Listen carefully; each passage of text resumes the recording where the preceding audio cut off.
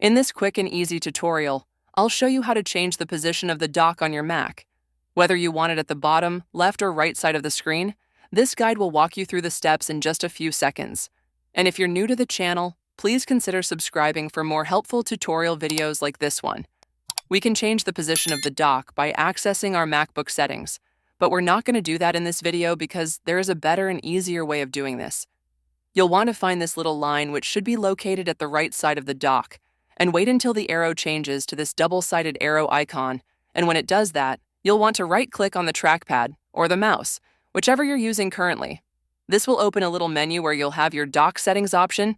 You can turn the magnification of the dock on or off, but we're interested in this position on screen option, and that will allow us to change the dock position, and we have an option to put our dock at the left side of the screen and the bottom of the screen, which is the default, and you can put it at the right side.